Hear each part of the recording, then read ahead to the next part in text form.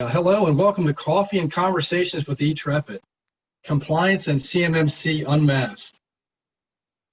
I'm Jim Garvin, the Chief Information Security Officer for eTrepid and your host for today's webinar. Also joining is Tom Blanford, the CEO of eTrepid and the mastermind behind the company. Tom has a unique career path that's resulted in the establishment of the company in the image of his service. As a U.S. Navy vet, Tom's military service and information technology background led him to create and become a premier award-winning global IT service provider. For those of you who are not familiar with eTrepid, our team focuses on the areas of cybersecurity, cloud computing, AI and machine learning, as well as unified communication services such as voice over IP. eTrepid services are highly customizable and can be specifically developed to meet any business needs or concern of compliance or concern. Our headquarters is located in Mechanicsville, Maryland, and we just opened an office in Noida, India. Today's agenda is Coffees and Conversations with eTrepid brings you guest speaker Mark Berman, CEO of FutureFeed and Cybersecurity Maturity Model Certification Accreditation Body Founding Director. Mark will be giving recent updates regarding CMMC, the new DFARS interim rule, discussing compliance measures, dispelling any myths you may have heard, and answering any of your questions. Please feel free to use the Q&A button provided to ask questions. We do have Mahar Malik and Sheba Smith monitoring the Q&A today, and we'll address all the questions after the presentation. Everyone who's here today will also and remains on the webinar for the entire length of the webinar will receive a $10 Starbucks gift card. We did receive your information during the event registration, and we'll be reaching out to ensure you receive your card. For now, we're happy to host your midday pick-me-up, so let's get started. So Mark Berman, we're excited to have him today. He is the CEO and founder of FutureFeed, a modern compliance platform focused on NIST and other compliance standards. The product is part of the continuous compliance family where Mark builds products and services that translate from the server room to the boardroom. Design thinking, innovation, and noise-free decision-making are principles driving impact in each organization where Mark has been able to have the influence. Prior to FutureFeed, Mark was the co-founder of ThinkStack, a national MSP that continues to inspire and facilitate innovation in organizations ready for digital transformation, but who demand solid, secure cybersecurity at each step. ThinkStack remains the only human-centered technology service firm in the world today. So let's get started with Mark as he takes the mask off compliance and CMMC. Mark, the floor is all yours. Thank you very much, Jim, and thank you, eTrepid, for having me in today. I know that people are dealing with a lot of essentially compliance confusion, and it's important that we try to get some clarity from, as you said in my introduction, some clarity in the boardroom from this sort of distraction that IT is throwing up in all of our faces right now. And so what we're going to do today is we're going to expand a little bit beyond the scope that was originally requested of me to discuss CMMC, because there's been an interim rule change in the DFARS regulation. And I want to spend some time today going over that with everyone, because the world has kind of thrown us for a loop again.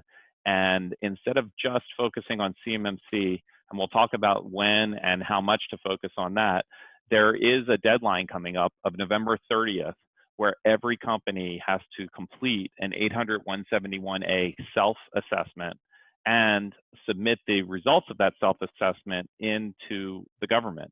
So we'll talk about that a little bit.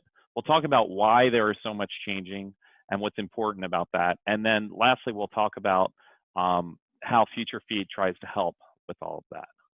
So what's new and what's the plan? Let's start with the DFARS interim rule change. So whether you realize it or not, and there are many contractors that don't realize it when they win a government award, that there is a clause in many of your contracts that's called the DFARS clause. And DFARS, affectionately known as 7012, creates some requirements upon you as a provider of things or services to the government that you take care of your cybersecurity, including doing a self-assessment. That went into effect December 31st, 2017. And to be honest, mostly the world ignored it. Most contractors didn't realize they had a clause, didn't feel any sense of urgency, and ultimately the stick that the government had was to make the procurement officers validate that everyone had done the self-assessment starting December 31st, 2017. The reality is the procurement officers didn't ask, and when a procurement officer doesn't ask for something, you don't give them something extra, which is the world that a lot of us found ourselves in. So the government realized that it wasn't working, and a year later decided to take a fresh stab at it and created CMMC. CMMC looks like it has the legs to be around for the long run.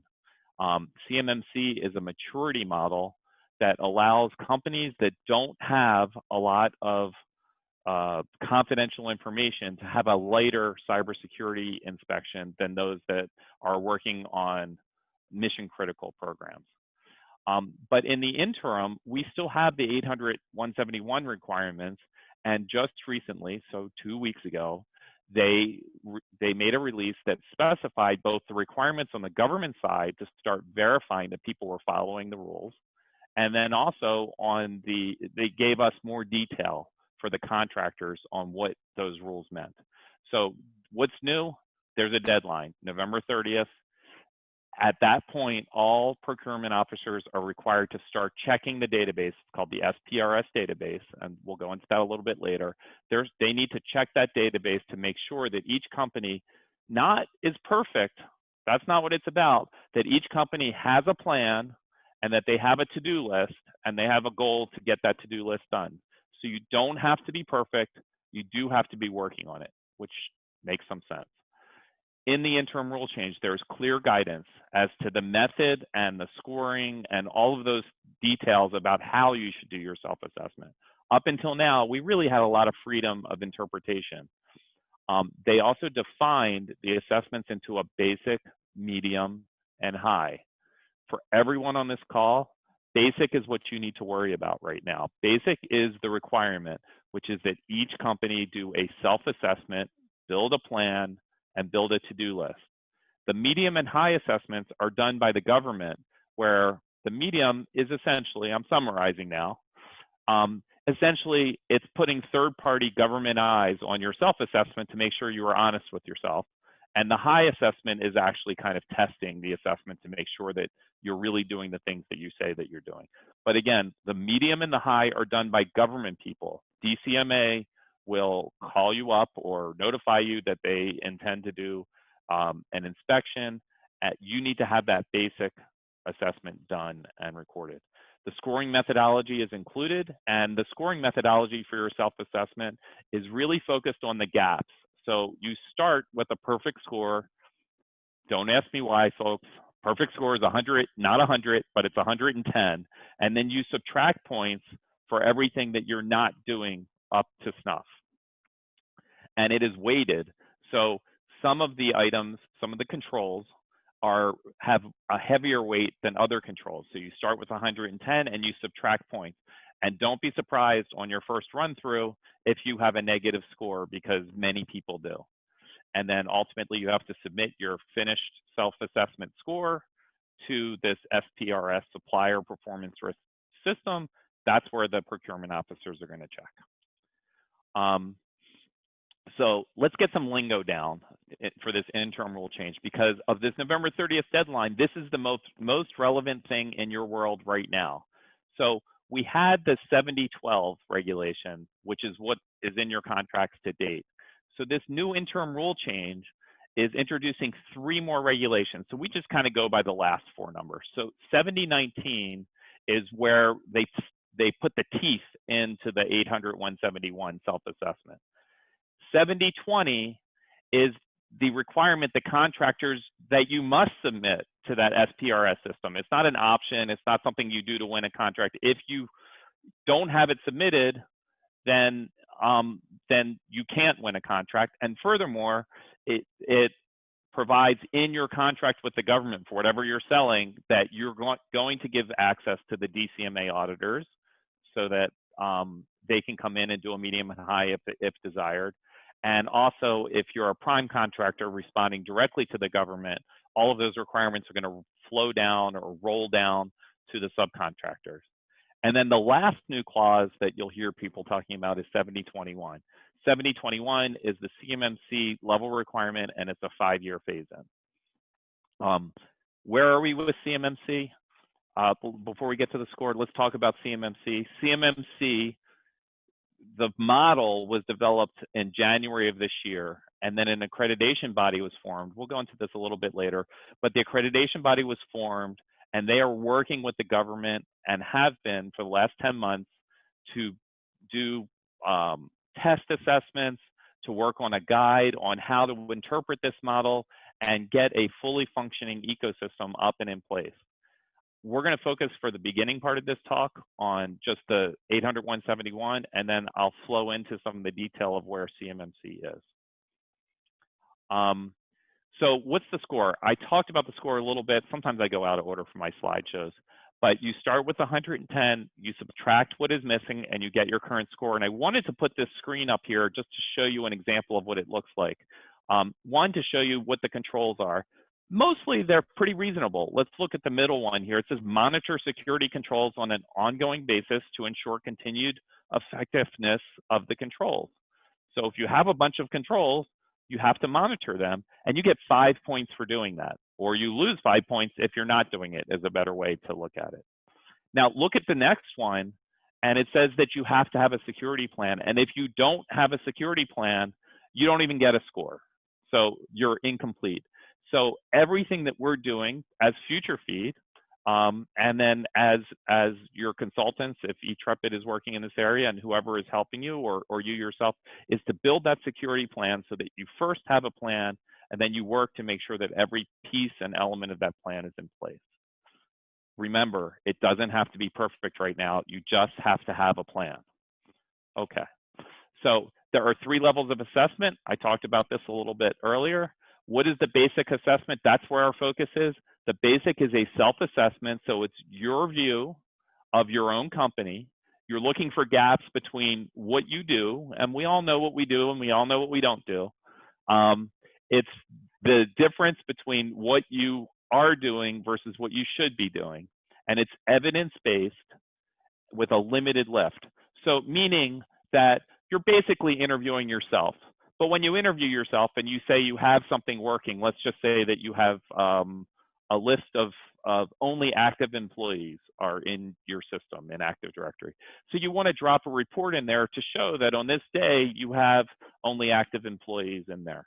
You don't have to go crazy with all of the evidence that you might perform because it's probably going to be dated by the time you ever get to a medium assessment.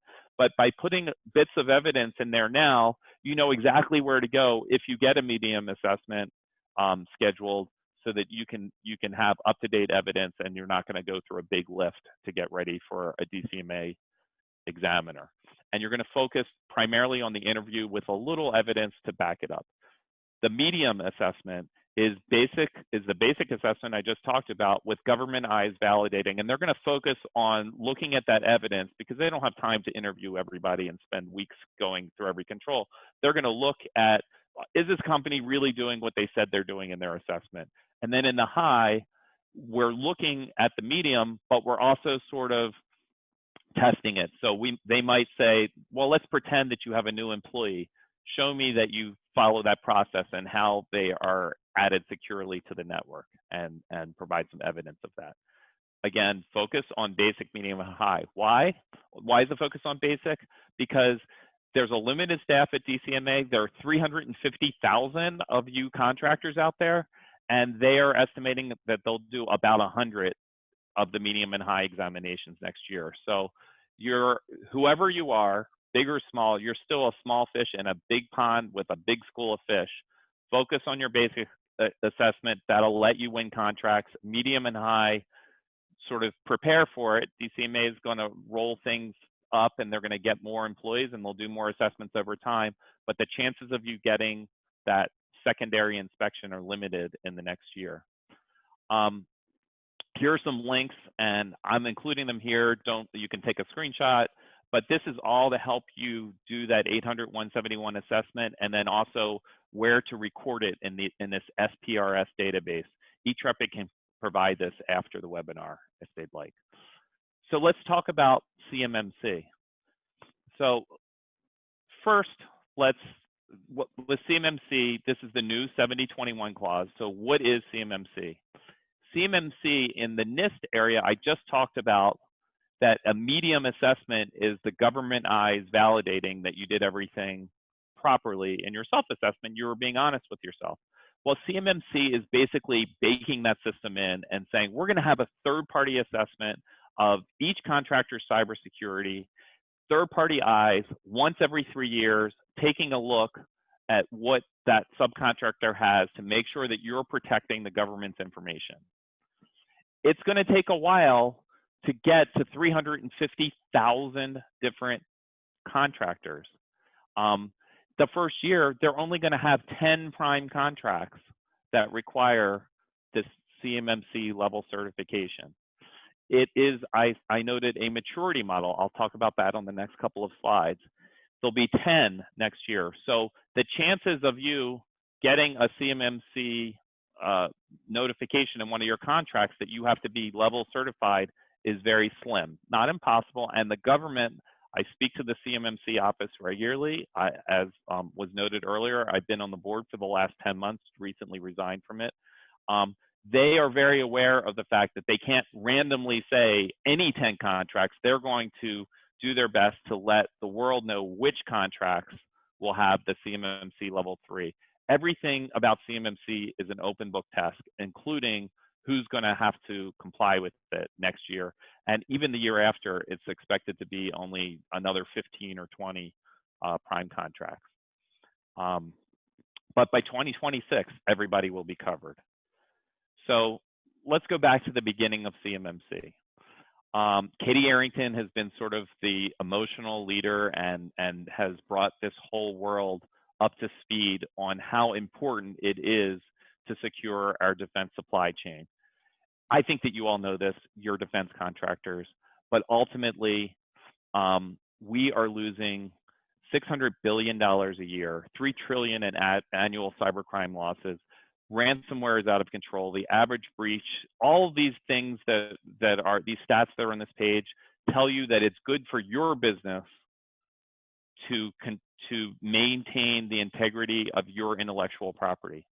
The reality is we wouldn't be losing $600 billion a year in lost IP if everybody was doing a good job in their own self-interest. So the government is stepping in and saying, hey, it is absurd, absolutely absurd that we can release a new fighter like our F-35 and find that China has a J-20 that mimics and emulates much of the features of our fighter. And we're looking at jet fighters here, but we can talk about weapons on the battlefield. We can talk about the preparedness of our military to both have advantage on the battlefield, but also the defensive advantage that one of our adversaries may have if they know what we're bringing that's new to the battlefield. All of these reasons mean that we can't take our cybersecurity of our supply chain for granted, and something has to be done.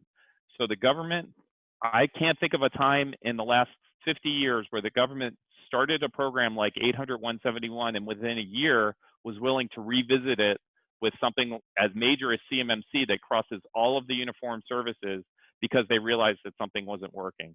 The agility of our government in the last year shows the value of the cybersecurity for each contractor. Now, I think a lot of you have probably heard about CMMC, so I'm not going to spend a lot of time on the details of the model. But what's happening with CMMC is that the maturity is the important part of this slide. Level 1 is the oldest cybersecurity hygiene that we have. If you're a level 1 contractor, that means you do not have CUI, controlled unclassified information. But you do have FCI. What is FCI? It's federal contract information.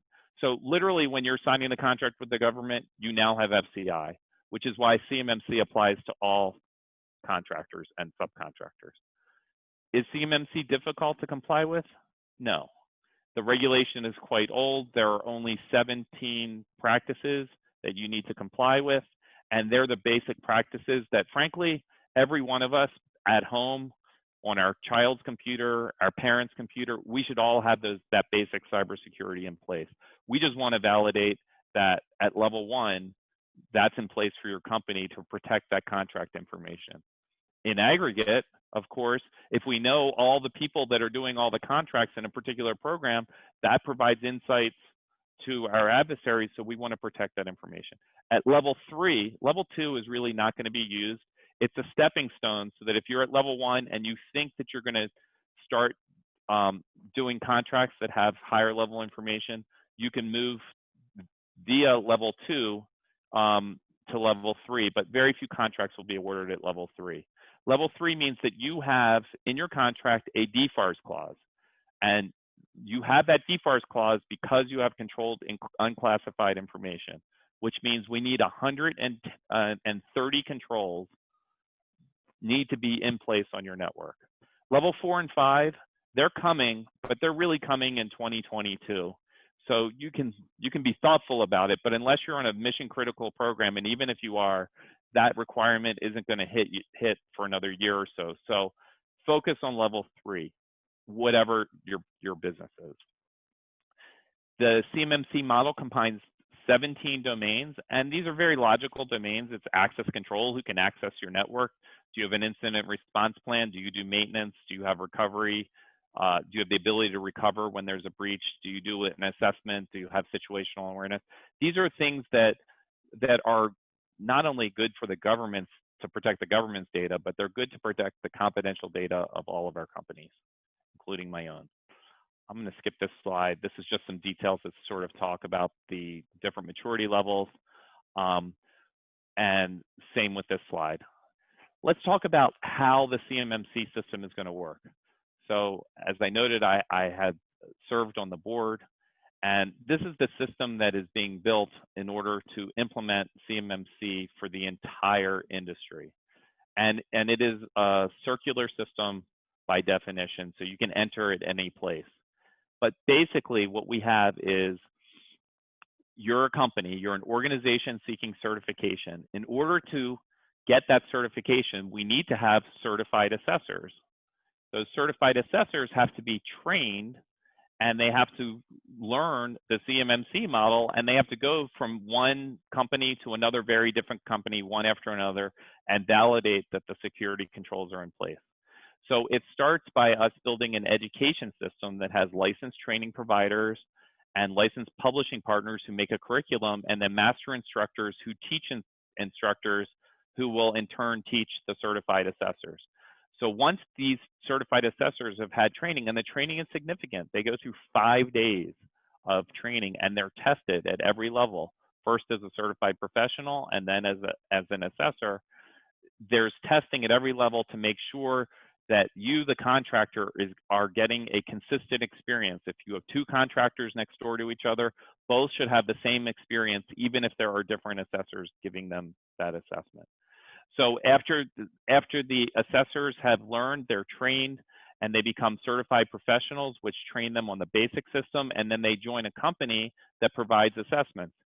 I'm actually not aware of whether eTrepid is going to be a C3PAO or an RPO. I think they're going to be a C3PAO. What a C3PAO is a CMMC third-party assessment organization. There are also registered practitioners and registered provider organizations out there. They go through a training light on CMMC.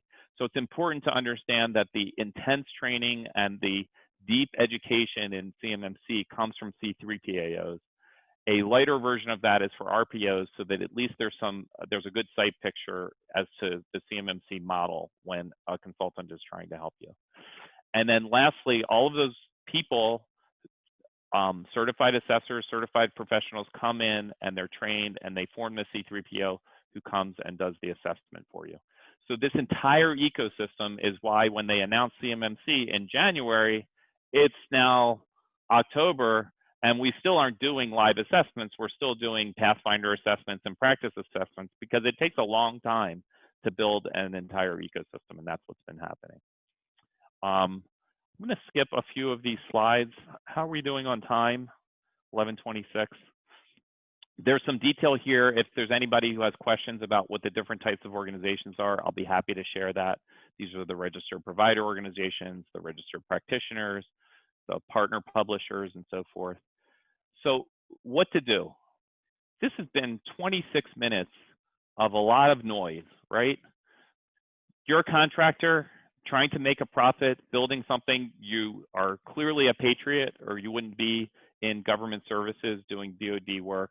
But yet the government has said to do a self-assessment, and they're doing 800-171, and then you have the CMMC coming, and there's a lot of numbers and a lot of things to kind of herd the cats. So what does FutureFeed try to do? The real dynamic that is behind all of these efforts, NIST, DFARS, CMMC, is that we need a culture change as a country. We cannot continue to blindly sell product one transaction at a time and not keep our competitive advantage to ourselves. So the culture change is that we don't buy a bunch of equipment and get a bunch of people in place and then take a look back at it and inspect the cybersecurity and then kind of validate it in compliance. Because the government is not going to buy from you if you kind of do it in an ad hoc fashion that way. What the government will do is buy from companies in the long run who manage themselves compliantly all of the time. What does it mean to manage compliantly? It means it's more than an assessment. It means that you simplify your work. And this is how FutureFeed helps. Simplify the task. Give you one control at a time, let you validate it. And once you've done the work to validate any one of those 130 controls for CMMC level 3 or the 110 controls in the NIST 800-171, once you've typed something in, unless something changes on your end, there's no reason that you should have to revisit that again other than to make sure that nothing has changed. Type it once, use it often. Because of all this complexity that we just talked about, FutureFeed endeavors to walk in the shoes of leadership at all times. We understand that the people who do IT for a living speak a different language from the people who are in the C-suite who are allocating the resources and the funds to make the IT job happen. So we spend almost all of our time and energy and effort on building communication channels between the IT people who are professionals, sometimes engineers, sometimes scientists, and sometimes just the guy that knows a lot about computers to talk in the same language so that the C-suite can make intelligent and expedient resourcing decisions for cybersecurity. We want to enable decision making. We want it to be quick, fast, and easy. And as a company, we never want to stop getting better. So we keep improving the interface. We've had this interface out there for 2 or 3 years. We first addressed it to banking and credit unions. Now we're entirely focused on DoD. Let's talk a little bit about how it works. We have this simple thing, this simple mechanism in our tool called a subway map. So we start at 100,000 feet and help build a relationship between you and your service providers with a company profile that is not just the name and the company logo. Instead, what we're doing is getting an understanding of how the company operates in the world so that your providers can work together with you on optimizing that mission. That means we need to gather the team, and we need to gather sort of what is the marketing relationship, what are you doing for the world. After we have that 100,000-foot view of the company, we look at the technology that you have. How many of you, and you don't have to answer because everybody's mic is off, how many of you have a list somewhere of all of the things that you use to operate your company, all the software and services that you have in one place? I'm not talking about an inventory done by some scanner, but what do you use to do business? Where could that confidential data be located? What is your system list essentially for the company? We help you build that, and once you build it once, which takes just a few hours, you're done forever. Then when you buy something new, you add it to the list. When something comes off, it comes off the list. But what we're building here is a dynamic system. So when you have something on your list of systems and services, we know immediately which controls that applies to and which ones it doesn't. So when you're doing an assessment 2 years from now, you're not looking at a blank piece of paper. You see all the different places where your systems and services are helping with your control. After we have a 100,000-foot view and a 50,000-foot view, we build a ground level view by assessing each control. What are we doing to assess the control? Interview style. It's a basic assessment. So you're going to validate which technology items you have in place. It's all point and click inside of our interface, and what team members you have that are part of each control. Everything becomes point and click when you build a solid foundation. What's our goal? We want to have an SSP. Why? We need to submit that into the SPRS system, or at least the scoring from it. We have to have it done by November 30th. Is the SSP perfect? There is no perfect in life, and there's no perfect anywhere, but you do need to have your to-do list. So the other element of what we have is you have your plan for the now and your plan for the future. And as you can see in this icon, we just constantly revisit that plan for the future. Even when you get that down to 0 items, it may be that one of your items is becoming end of life, or something better is on the market and you're going to replace it. Everything gets easy once you have a good interactive system in place. So what kinds of tools do we have, not just for doing an assessment? I think that's obvious. We're a tool that provides you a compliant assessment for both NIST, and baked into the cake is CMMC in the future. What kind of management tools do you have? How can we take that compliance information, all that effort, and make it something that you live with to manage compliantly all the time? Number one, there's an always live, I sound like Joe Biden, he always does the numbers. We have an always live, number one, an always live SSP, which means your system security plan, as you change your technology elements, stays live. As you update things from your to-do list, your POAM, it constantly updates your system security plan. So a reassessment will happen in 20% of the time as your first assessment. Number two, an automated FutureFeed. So we named the tool FutureFeed because the work of business ultimately is resource allocation and planning the future. So if we have a list of everything on one playing field, the impact, the effort, the cost of everything you need to do in the future in one place, then I think that we've done something that can help your company grow, and keep those meetings where you're deciding what to do to the absolute minimum, and keep the time spending on actually doing it to the maximum. Number three, we provide an accountability dashboard. If we're going to go through all of your IT, which is admittedly complex, 110 controls in NIST, 130 in CMMC, we give you a place to make someone accountable for each one of those controls. And not only that, we allow you to assign accountability for each action item in each project and each new idea for your company. At the end of the day, we deliver an accountability dashboard that lets you see where your single points of failure are, where somebody is overworked, where somebody is underworked, and there's an opportunity. I don't believe, at least not that I've been shown, that there's another tool anywhere that shows you at a detailed level and at a summary level who's accountable for what inside of your organization. Number four, we give you a technology overview, that list of systems and services that becomes the basis of the assessment.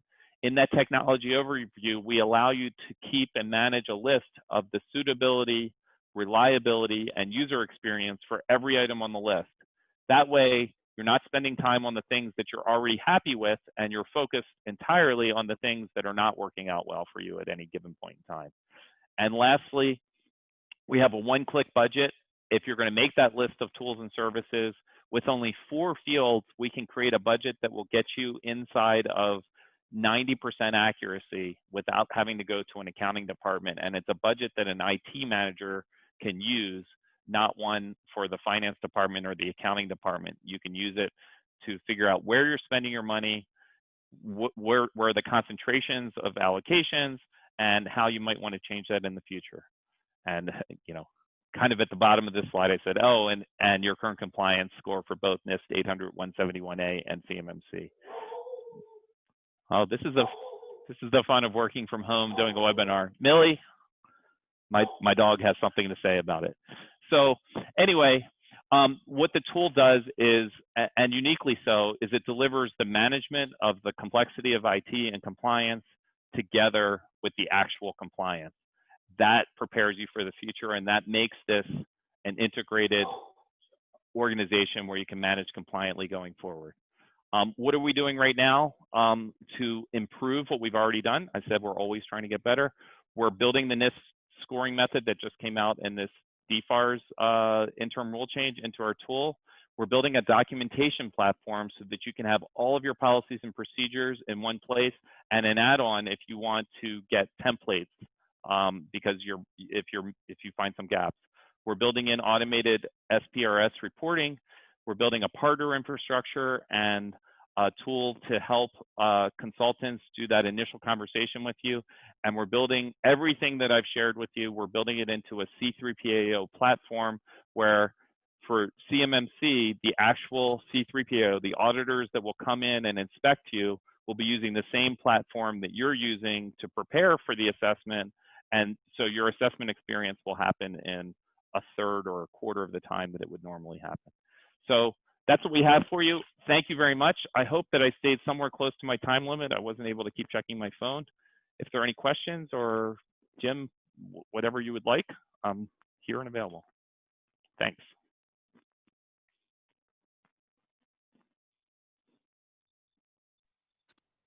Mark, thank you so much for that very, very valuable information.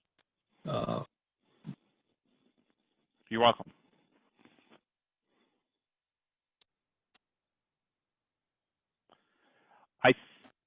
I see that there were a couple of questions in here. I can jump into them. From the anonymous NT, there is no November 30th deadline is correct. If you don't have a contract after that you're bidding on or that is up for renewal, the deadline is not relevant to you. But and then you need to start getting into the SPRS system by November 30th, because that's when the procurement officers have to start looking. And yes, it's going to phase in depending on which contract is being let and when. The key is that getting all of your compliance organized, documented, and into place is going to take some time. So if you wait till November 30th and you have a contract that is affected by the interim rule change, you're going to be behind the 8-ball in getting ready for it. And the last thing that anybody wants to have happen, including the government, by the way, is for anybody to miss out on a contract that they would otherwise get. So there is a sense of urgency to get ready. That the deadline is the rule effective date. It's not one that should be ignored. And from Phil, what can we do to limit what documents we create and are considered CUI? We are a subcontractor and receive contracts with distribution statements on them.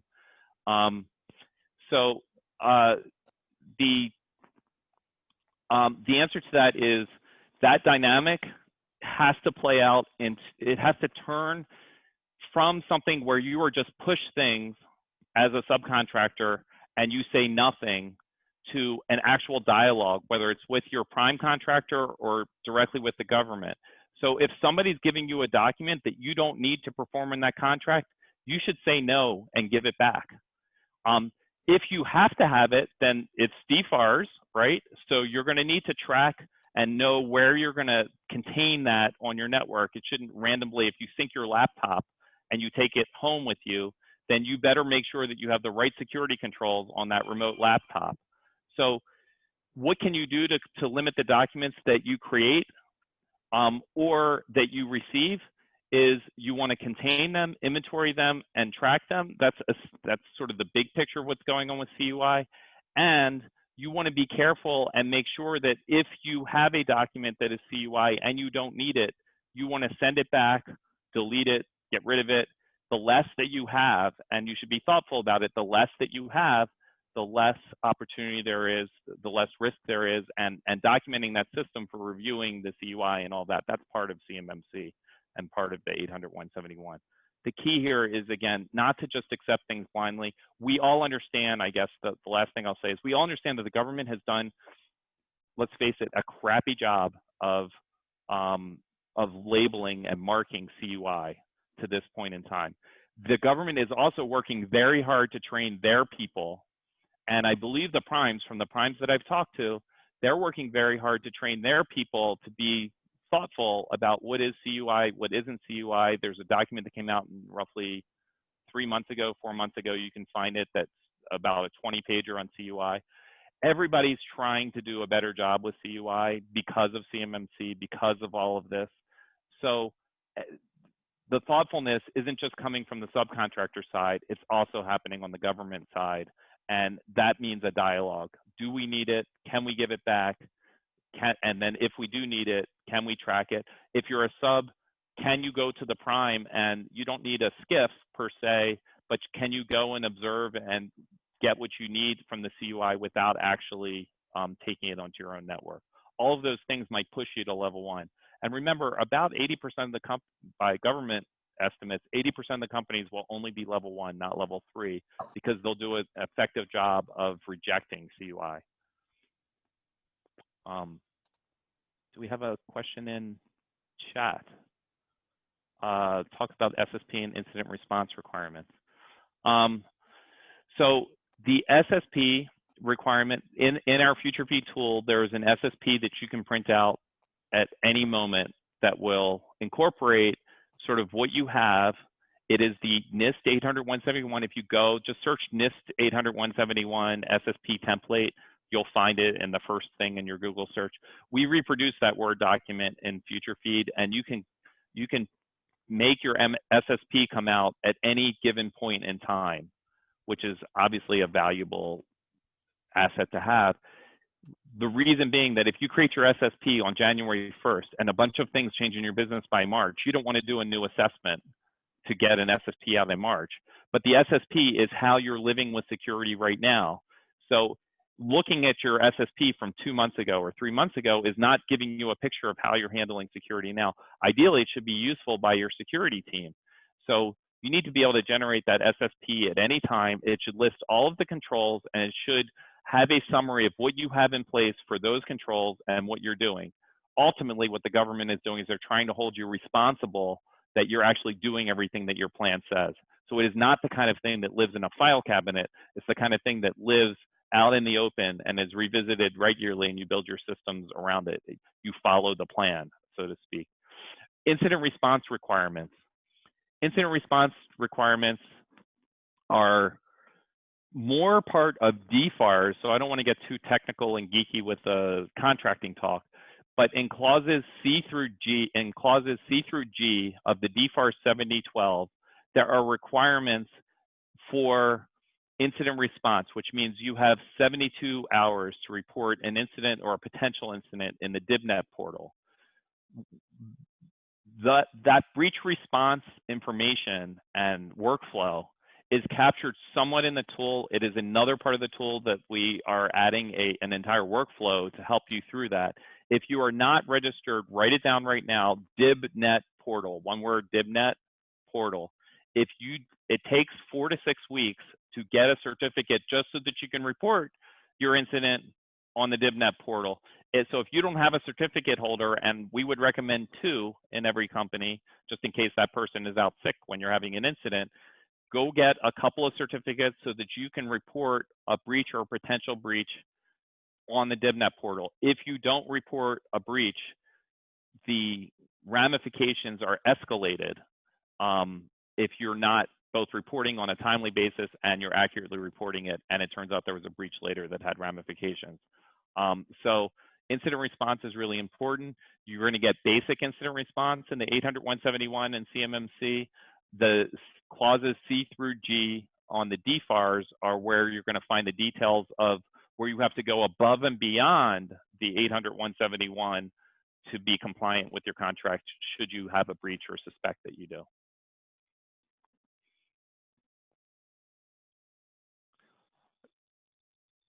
Any other questions or thoughts? Mark, I think that's all for the questions. I don't see any more. Thank you so much today for all the valuable information. I know it was beneficial. Okay. Would you like me to show bits and pieces of the platform in the remaining time, or how would you like to move forward, Jim? Yeah, I think we'll go ahead and talk about the upcoming events that we have. Okay, very good. Okay. Sure. So we do have, stay tuned for us with the DCAP Cyber Series November 5th. where we have John Nolan, our project manager, going to be talking about group policies. And then we also have November 17th, the HIPAA compliant webinar. Please join for that as well. We have Paul Redding to talk from Compliancy Group to talk about HIPAA compliance. So please mark your calendars. If you have any more questions regarding CMMC, I'd be glad to talk to you. You can look at my contact information on the screen there. And then also Mark is available from the CEO of FutureFeeds. If you have any questions regarding FutureFeeds or CMMC as well. You can also reach out to do a live demo with Mark. He'll be available to do live demos of the FutureFeed product. In the meantime, thank you. Feel free to reach out to eTrepid on social media if you're interested in getting updated information. Check us out at eTrepid on Facebook, Twitter, LinkedIn, Instagram, and YouTube. Thank you all for joining me today in Coffee and Conversations, and have a great week. Thanks, and thanks again for having me in. Thanks again, Mark.